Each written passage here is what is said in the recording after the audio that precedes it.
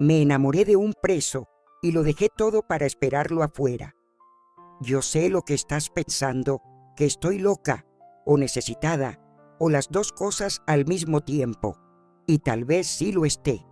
Pero escúchame hasta el final, por favor, porque nadie me ha escuchado de verdad hasta hoy. Y esta historia no empezó donde todo el mundo cree que empezó. No fue en una visita íntima, no fue en una página de presos, no fue un engaño de esos de amor. Fue con una carta de verdad escrita a mano. Yo era voluntaria en un proyecto de la iglesia. Mandábamos mensajes de apoyo a personas privadas de libertad que no recibían visitas de nadie. Se suponía que era solo eso, una palabra de fe, un mensaje de aliento, pero la manera en que él escribía era distinta, era intensa, era como si pudiera ver más allá de la celda, como si me viera a mí sin haberme tocado nunca. Nos escribimos cartas por casi un año. Después vinieron las llamadas y después las visitas. Y cuando me di cuenta, ya no iba por caridad, iba por él. Él me decía, mi reina, mi salvación. Me decía que yo era la única luz que tenía y que Dios me perdone, pero yo le creía. Dejé de salir con mis amigas, me alejé de mi mamá. Terminé una relación de 3 años con un tipo que, sinceramente, solo me hacía sentir invisible. Y este hombre, desde una celda, me hacía sentir viva. Pero ¿sabes qué es lo más loco? Que yo sabía todo. Sabía por qué estaba ahí. Sabía lo que había hecho. Y aún así, algo en mí decidió quedarse. Y es ahí donde la historia empieza de verdad. Porque enamorarse de alguien que está tras las rejas ya es un caos. Pero esperarlo afuera es otro tipo de prisión. Una prisión que elegí.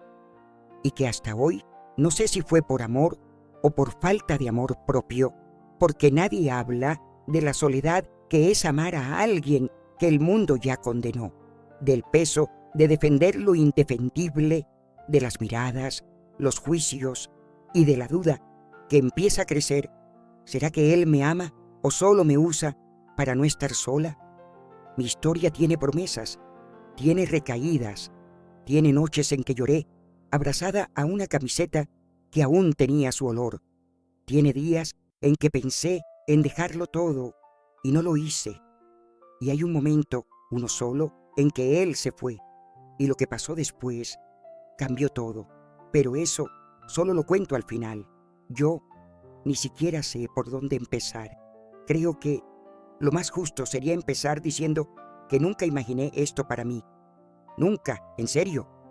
Yo era de esas que juzgaban, que señalaban con el dedo, que decían, mujer que se involucra con un preso debe ser necesitada, debe estar desequilibrada. Pues sí, yo decía eso, hasta que me pasó a mí. Y mira, no fue de golpe, fue despacito, fue en un silencio tan sigiloso que, cuando me di cuenta, ya estaba del otro lado de la línea y ni siquiera supe cuándo fue que la crucé. Tenía 29 años en esa época. Vivía sola en un departamento sencillo, trabajaba en una papelería del barrio y los domingos por la noche iba a la iglesia evangélica de mi cuadra. No era una santa ni una perdida, solo era normal, invisible tal vez. ¿Conoces esa sensación de vivir en piloto automático? Así era mi vida. Trabajo, casa, culto, supermercado, dormir. Una vida sin errores, pero también sin color. Por eso, cuando anunciaron en la iglesia ese proyecto llamado Cartas que Sanan, me anoté en el acto. Era un proyecto para escribirle cartas a internos de una prisión cercana. La propuesta era simple: llevarles una palabra de esperanza a quienes ya no tenían a nadie.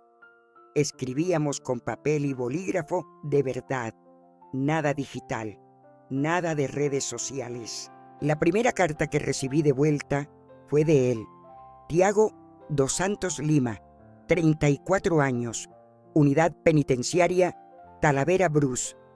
Todavía me acuerdo de su nombre completo.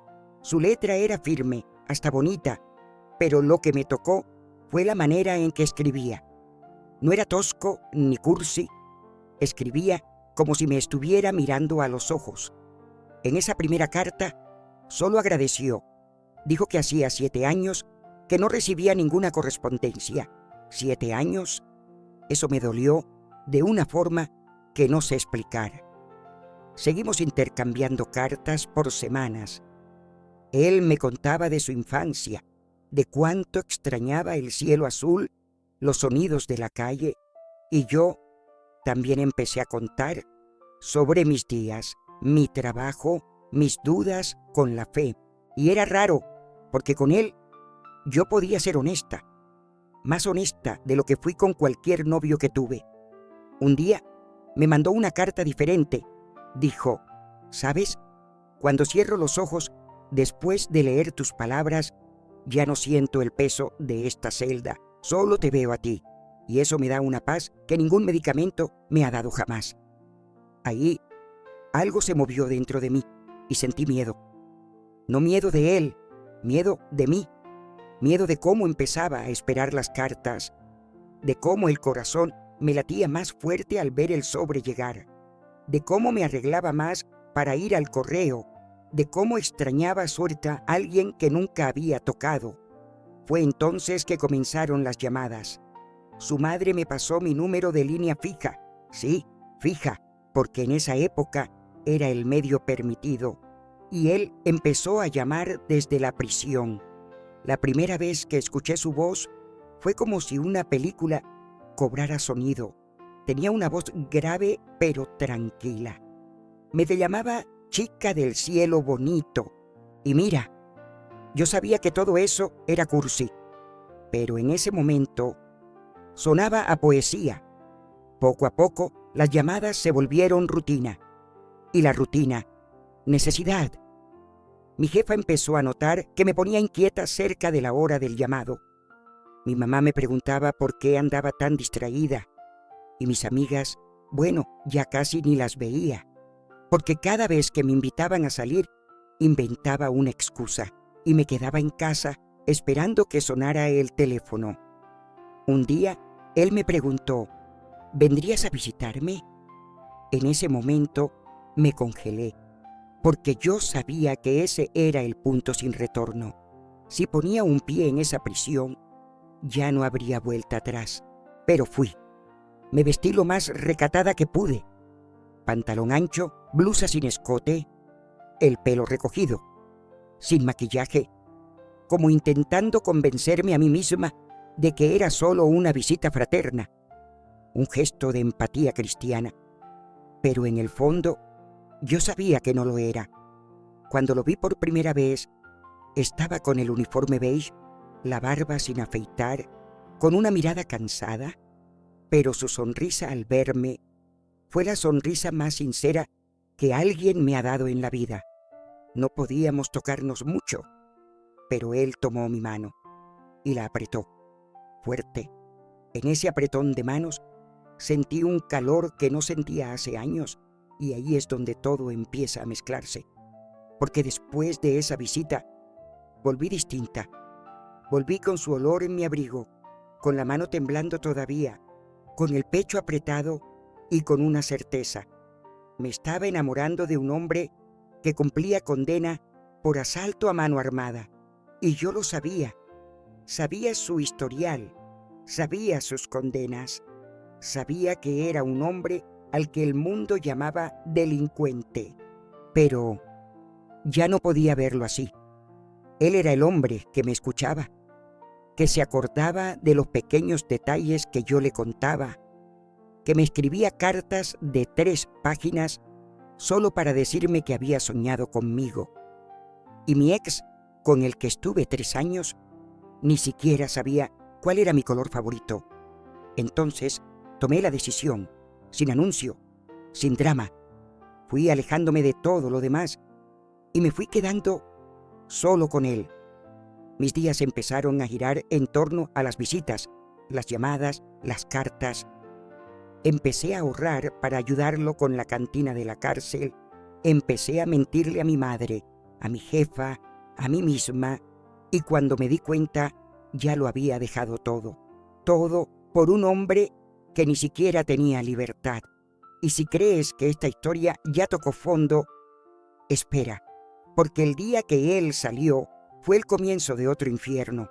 Hubo un día en que desperté con la cara hinchada. Había llorado toda la noche.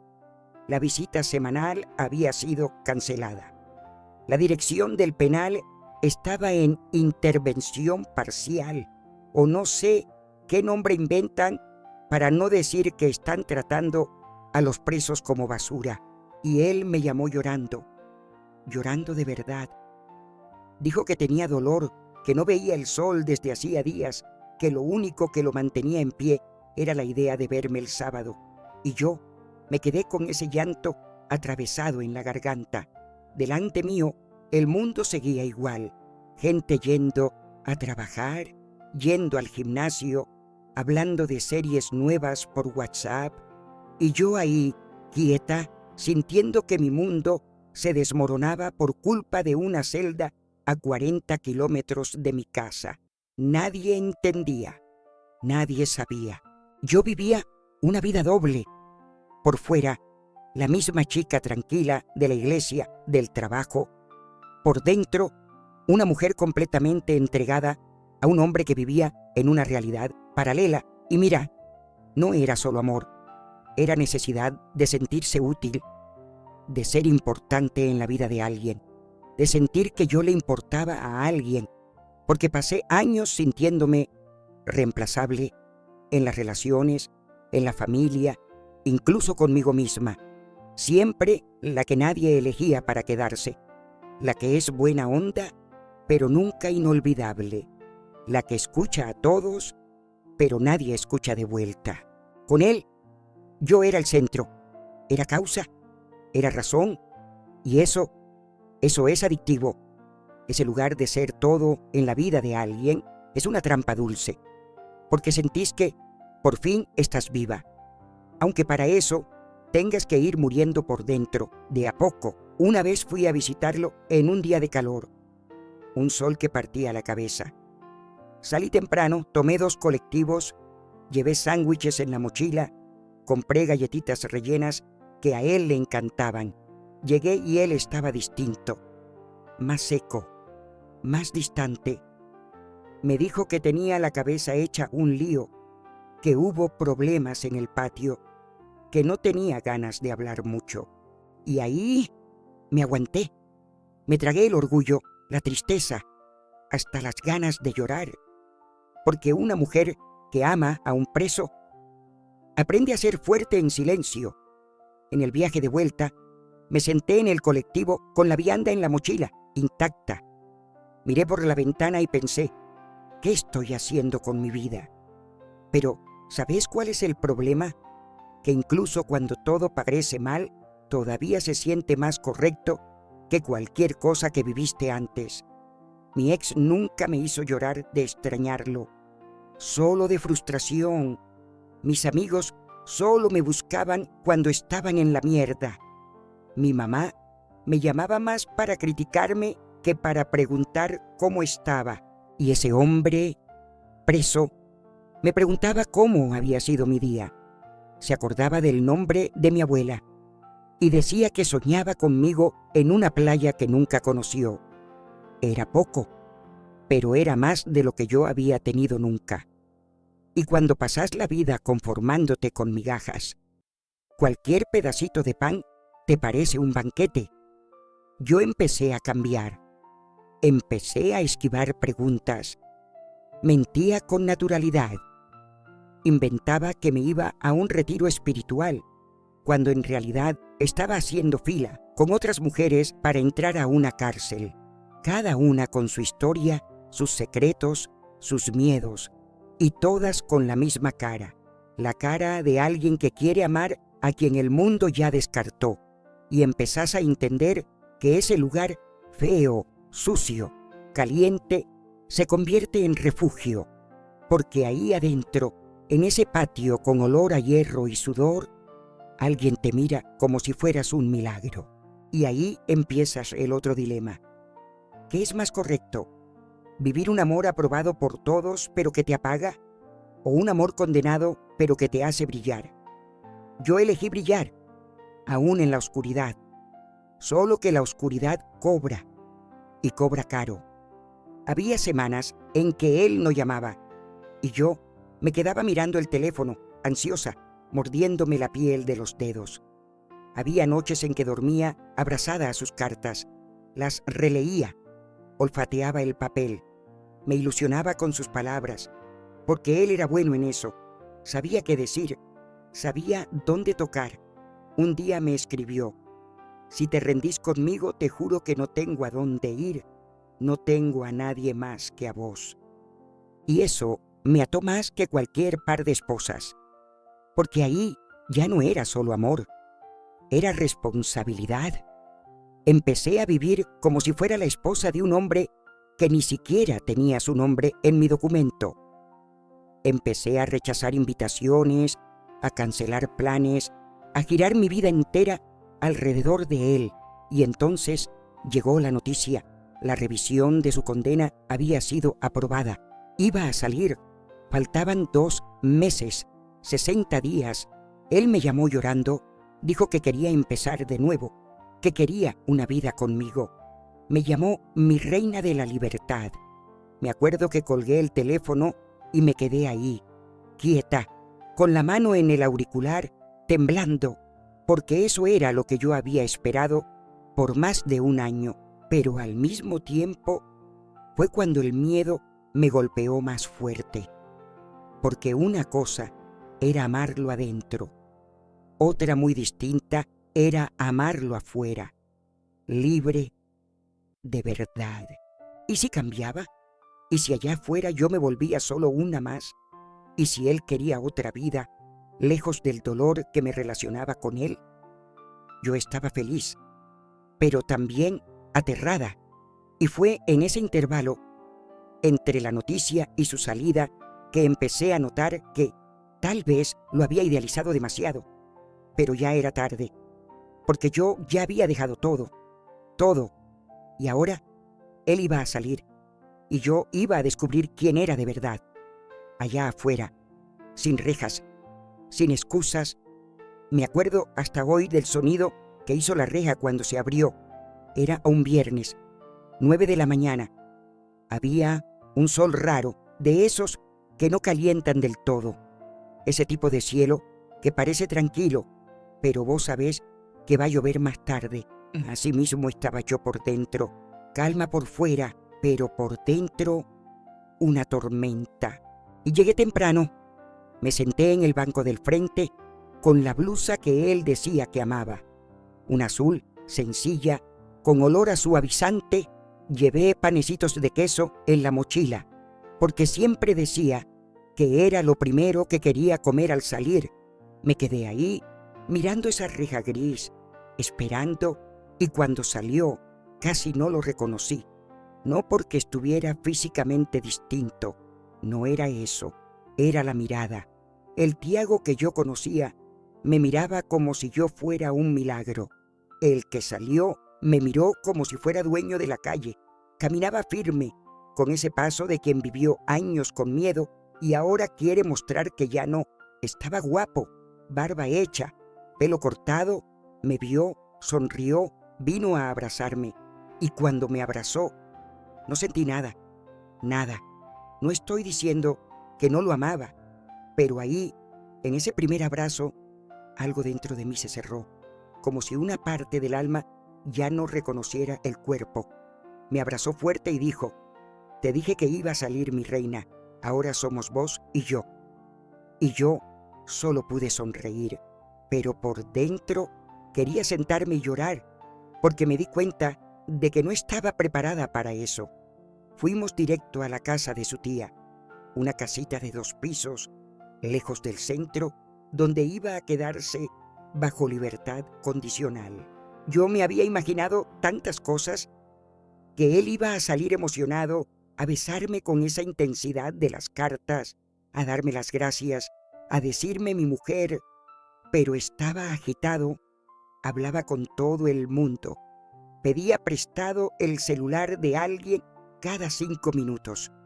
Se quejaba de la comida, se reía fuerte, me dejaba de lado y yo allí, sentada en una esquina del sillón, con mi panecito de queso en la mochila, escuchándolo contar historias de la cárcel como si fueran chistes, haciendo bromas con gente que murió allá adentro, riéndose de cosas que, en sus cartas, decía que le dolían. Ahí entendí, el hombre que yo amaba era el de las cartas, el que tenía al frente era otro. Cuando cayó la noche, me llamó para hablar afuera. Dijo que quería empezar de nuevo, que quería hacer las cosas bien. Me contó que iba a conseguir un trabajo informal con un conocido y de la nada soltó: pero vos sabés que yo no voy a vivir con sueldo mínimo, ¿no? Vos me conocés. Yo me quedé muda. Vos me conocés. Number no, lo conocía. O conocía solo la parte que él me dejó ver. Me agarró por la cintura, me besó con fuerza y dijo: «Sos mía, ¿no?». No le respondí, pero la verdad es que ya no lo sabía. Esa noche dormí en casa de mi mamá. Mentira. Fingí que dormí. Pasé la noche entera despierta. El hombre de las cartas me daba paz. El hombre de la calle me apretaba el pecho. En los días que siguieron, empezó a cambiar de verdad, pero no para bien. Desaparecía por horas, inventaba excusas, hablaba con gente rara en la puerta, agarró un celular viejo y pasaba toda la noche escribiendo. Le pregunté quién era. Me dijo que eran cosas de él. Empezó a llamarme menos mi reina y más mujer, no seas pesada. Empezó a decir que yo era celosa, que lo estaba presionando, que acababa de salir y necesitaba tiempo. ¿Tiempo? Yo le di 2 años de mi vida. Esperé visita tras visita, llamada tras llamada, carta tras carta. ¿Y ahora me pedía tiempo? Ahí me cayó la ficha. Yo no lo amaba a él. Amaba la idea de él. Amaba al hombre preso, vulnerable, roto, que se apoyaba en mí para respirar. Pero el hombre libre, el hombre suelto, ese ya no me necesitaba. O tal vez nunca me necesitó. Solo usó mi mano como muleta hasta poder caminar solo. Un día fui a visitarlo sin avisar. Llegué y una chica salía de su casa, joven, maquillada, con un short corto, me miró con una sonrisa torcida. Dijo: «Ah, ¿vos sos la creyente de las cartas?». «No». En ese segundo, mi alma cayó en un pozo.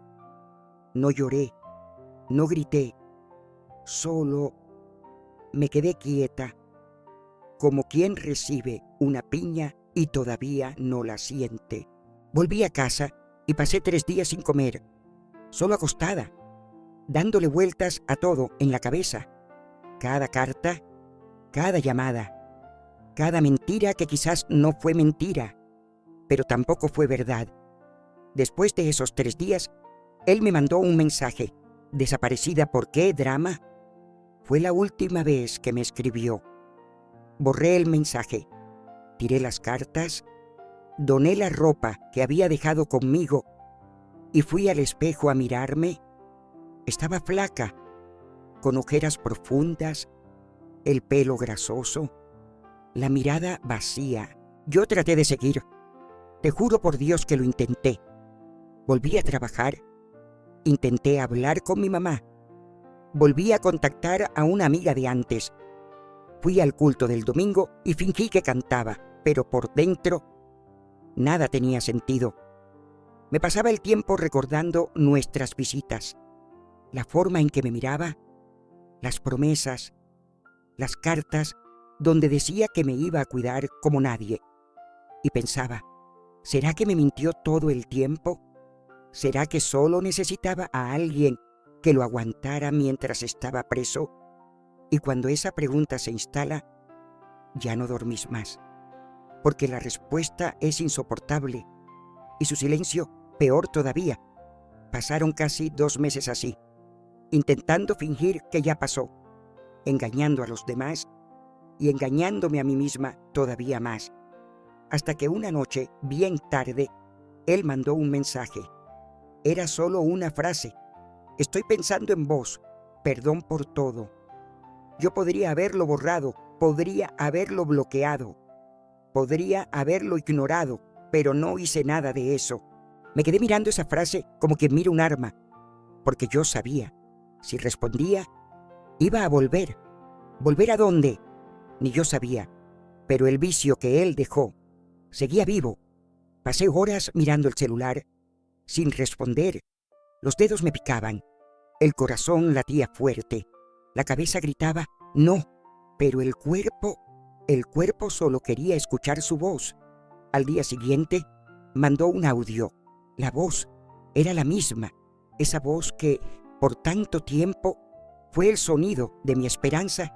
Decía que se había equivocado, que había salido con la cabeza revuelta, que se sintió ahogado, que no supo manejar la libertad y que ahora había entendido que yo era el puerto. Dijo que no quería solo pedir perdón, quería una oportunidad, que pensaba en mí todos los días, que soñaba con nosotros viviendo juntos, empezando de cero en otro lugar. Y yo lloré escuchándolo, lloré de rabia, de nostalgia, de vergüenza, porque incluso después de todo, una parte de mí todavía quería creer. Pero no respondí. Esperé 3 días y él mandó más.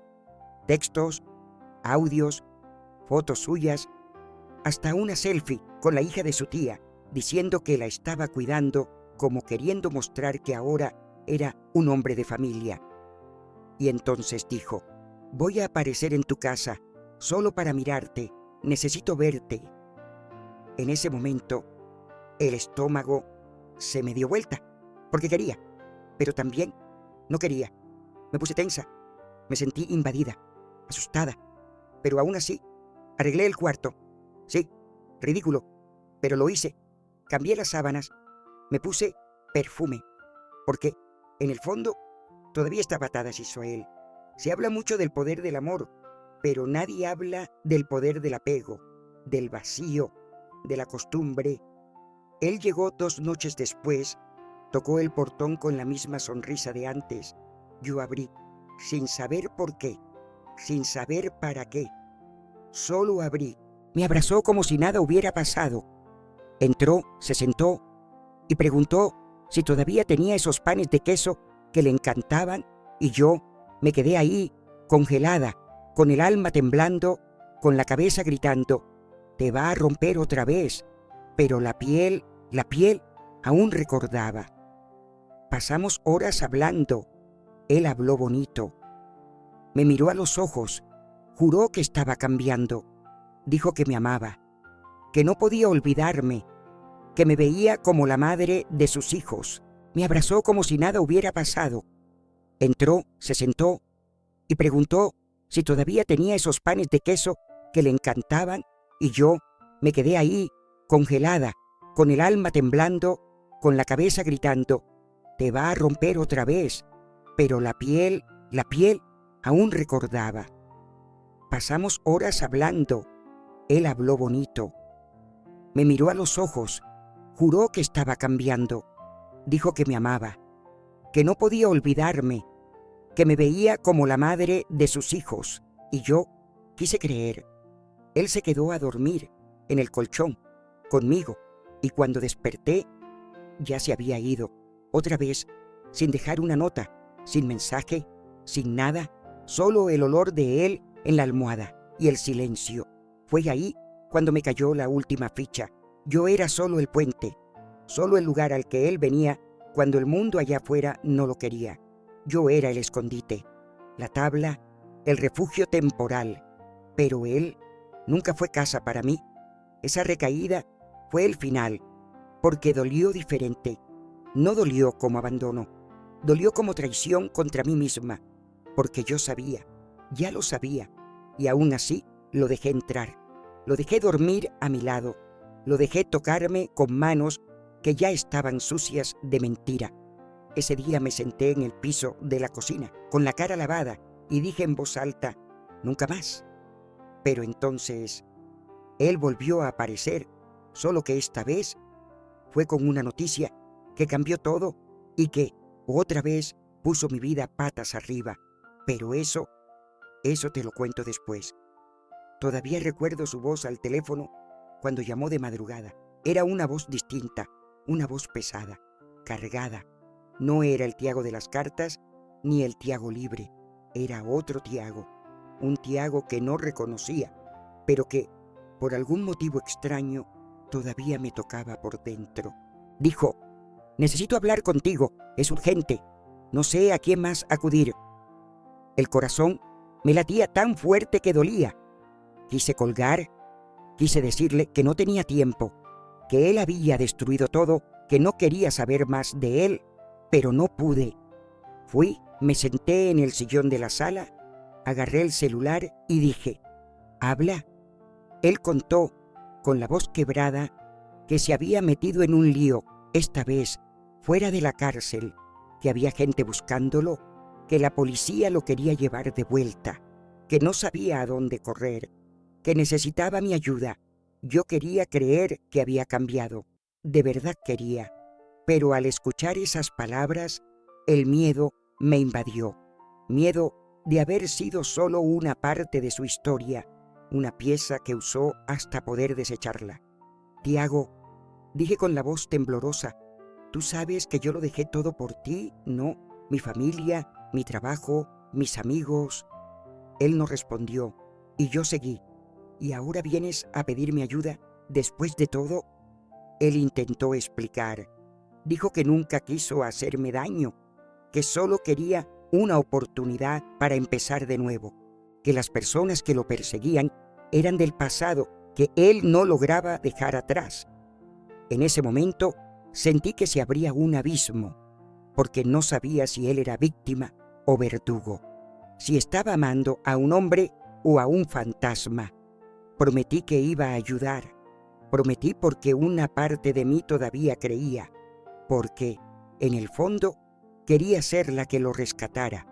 Pero esa promesa fue lo último que hice antes de darme cuenta que estaba entrando en una espiral sin salida. Las semanas que siguieron fueron un torbellino. Llamadas desesperadas, encuentros escondidos, mentiras a mi mamá. Corre y corre para conseguir documentos, dinero, lugares donde él pudiera esconderse. Me sentía cómplice de algo que no entendía bien. Sabía que la policía lo seguía de cerca, pero también sabía que él me necesitaba para no perderse. Y yo me perdí junto a él. Fue en una de esas noches, mientras lo esperaba en una plaza, que tuve una amarga revelación. No estaba enamorada de Tiago.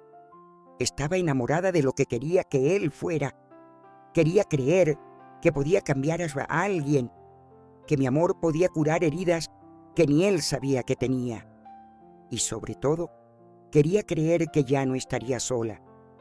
Pero Tiago no era la respuesta, era la pregunta, y la respuesta todavía no la había encontrado. Empecé a cuestionarme todo. ¿Por qué había dejado mi vida?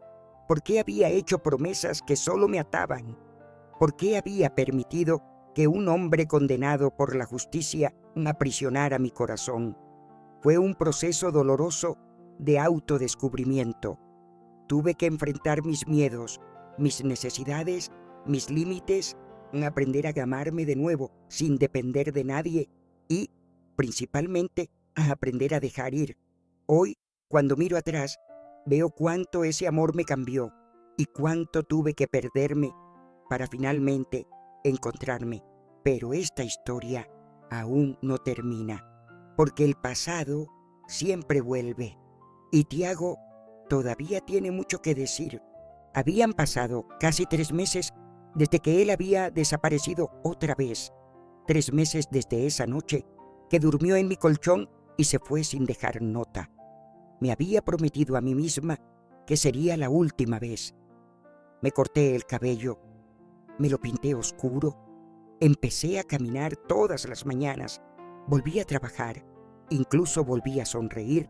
Era una sonrisa débil aún, tímida, pero era mía. El dolor que él dejó todavía me acompañaba. Claro, había días en que escuchaba una canción y me derrumbaba. Había noches en que despertaba con la respiración corta, como si hubiera soñado con él, pero eran momentos. Y empecé a acostumbrarme a la idea de que tal vez él se había ido para siempre, o peor, que nunca había estado completamente, pero el pasado tiene un olor, un sabor y una maldita costumbre de volver justo cuando crees que lo superaste. Habían pasado casi 3 meses desde que él había desaparecido otra vez, 3 meses desde esa noche que durmió en mi colchón y se fue sin dejar nota. Me había prometido a mí misma que sería la última vez. Me corté el cabello, me lo pinté oscuro, empecé a caminar todas las mañanas, volví a trabajar, incluso volví a sonreír. Era una sonrisa débil aún, tímida, pero era mía. El dolor que él dejó todavía me acompañaba. Claro, había días en que escuchaba una canción y me derrumbaba. Había noches en que despertaba con la respiración corta, como si hubiera soñado con él, pero eran momentos. Y empecé a acostumbrarme a la idea de que tal vez él se había ido para siempre, o peor, que nunca había estado completamente, pero el pasado tiene un olor, un sabor y una maldita costumbre de volver justo cuando crees que lo superaste. Mi corazón se aceleró, pero no de emoción, de miedo. Abrí la puerta despacio, como quien abre un cajón donde escondió una bomba. Él me miró y dijo: «No tengo a dónde ir más». Fue un golpe, esa frase que un día me hizo quedarme, que me hizo cuidar, proteger, amar, aceptar todo. Pero ahora solo me dio náuseas, porque me di cuenta que ya había escuchado eso antes, y cada vez que lo escuchaba, era yo la que perdía todo. Él entró, sin pedir permiso, se sentó en el sofá como si fuera su casa, miró alrededor, suspiró. Yo me quedé de pie, con los brazos cruzados, el corazón apretado. Él empezó a hablar. Dijo que lo había intentado, que buscó trabajo, que nadie le dio oportunidad, que las calles estaban difíciles, que sus antiguos contactos querían arrastrarlo de vuelta al crimen. Dijo que tenía miedo de perderse y dijo que solo pensaba en mí. «Tú eres mi punto de paz», dijo. «Ya no lo soy», respondí. Él me miró, sorprendido, como si no esperara que yo todavía tuviera fuerza, pero la tenía. Estaba herida, sí, pero entera. Le pregunté qué quería, de verdad, y él al fin fue sincero. Dijo que necesitaba un lugar para dormir, que iba a buscar la forma, pero que ya no podía solo, y en ese instante una parte de mí quiso decir que sí. Quiso preparar el cuarto, quiso acostarse con él y fingir que nada había pasado. Quiso volver al tiempo de las cartas, del mi reina, del hombre que decía que me veía como salvación. Pero otra parte, la parte que sobrevivió a todo, esa parte alzó la voz. «Tiago, te amé, de una forma que ni yo misma sabía que era capaz. Pero tú solo me buscaste cuando necesitabas, nunca porque quisieras cuidarme». Él intentó interrumpir. No lo dejé. «No me amaste. Amaste la casa a la que fui cuando el mundo te pateó. Pero cuando el mundo abrió la puerta, ni siquiera miraste atrás». Él bajó la cabeza, quedó en silencio, y yo continué. «No me necesitas más». Y yo finalmente entendí que tampoco te necesito más. Él se levantó, despacio, como si llevara un peso. Me miró a los ojos por última vez. Dijo: «Tú fuiste lo único bueno que tuve». Él me miró, sorprendido, como si no esperara que yo todavía tuviera fuerza, pero la tenía. Estaba herida, sí, pero entera. Le pregunté qué quería, de verdad, y él al fin fue sincero. Dijo que necesitaba un lugar para dormir, que iba a buscar la forma, pero que ya no podía solo, y en ese instante una parte de mí quiso decir que sí. Quiso preparar el cuarto, quiso acostarse con él y fingir que nada había pasado. Quiso volver al tiempo de las cartas, del mi reina, del hombre que decía que me veía como salvación, pero otra parte, la parte que sobrevivió a todo, esa parte alzó la voz. Tiago, te amé, de una forma que ni yo misma sabía que era capaz, pero tú solo me buscaste cuando necesitabas, nunca porque quisieras cuidarme. Él intentó interrumpir, no lo dejé. No me amaste, amaste la casa a la que fui cuando el mundo te pateó, pero cuando el mundo abrió la puerta, ni siquiera miraste atrás. Él bajó la cabeza, quedó en silencio, y yo continué, no me necesitas más, y yo finalmente entendí que tampoco te necesito más. Él se levantó, despacio, como si llevara un peso, me miró a los ojos por última vez, dijo, tú fuiste lo único bueno que tuve. Y se fue, así, sin más, sin pelea, sin gritos, sin beso. Cerré la puerta, apoyé la espalda en la pared y lloré, en un número de tristeza, sino de alivio. Era la primera vez, desde que todo empezó, que elegía a mí misma. Esa fue la última vez que vi a Tiago. No sé dónde estará ahora. No sé si cambió, si volvió al crimen, si encontró otro refugio. Pero sé una cosa, yo volví a mí. Y eso es libertad. Hoy en día, casi nadie recuerda eso. O mejor dicho, ni sé si alguien realmente supo. La verdad completa, solo yo y Dios. Y a veces, ni yo sé si fue un sueño o si realmente fui yo quien vivió eso. Tengo 72 años. La gente me llama Doña Isa. El barrio me respeta, el chico de la panadería me da descuento y los nietos de otros vienen aquí a escuchar consejos como si yo tuviera todas las respuestas del mundo. Pero si supieran que un día fui esa mujer que esperó en la puerta de una prisión con el corazón en las manos, que mintió a todos para vivir un amor que no existía, que lloró en silencio durante meses, que se olvidó de sí misma para intentar salvar a alguien que nunca quiso ser salvado. Quizás nadie lo creería, pero fue verdad, todo, cada visita, cada carta, cada madrugada despierta, preguntándome si él estaba vivo o muerto, si todavía me amaba, o si ya había olvidado mi nombre. Y hoy, desde aquí, con los ojos cansados pero firmes, entiendo que esa historia no fue solo sobre él, fue sobre mí, sobre la niña que fui, sobre la mujer que tuve que ser, sobre cuánto aguanté, aunque no lo supiera. No me casé después, nunca quise. Tuve mis romances, sí, algunos buenos, otros no tanto. Pero matrimonio, Number, la libertad me sentó tan bien que nunca más quise ceder el control de mi casa a nadie. Mi casa, mi olor, mi tiempo. ¿Y saben qué es lo más curioso? Nunca me sentí sola. Quizás porque, después de amar a alguien como amé a ese hombre, la soledad se volvió amiga. Dejó de asustar. Empezó a hacer compañía.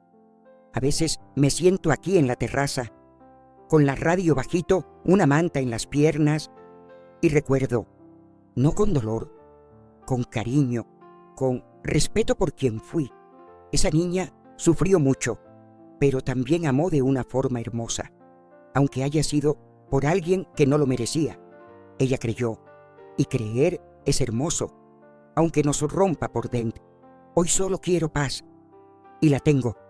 Tengo mis plantas, mi cuadernito de recetas y un silencio que ya no pesa. Tengo mis oraciones, mis mañanas tranquilas y esa certeza tranquila de que viví lo que pude, lo que no debía, lo que me salvó y lo que me destruyó. Pero viví y al final de cuentas eso ya es un milagro suficiente.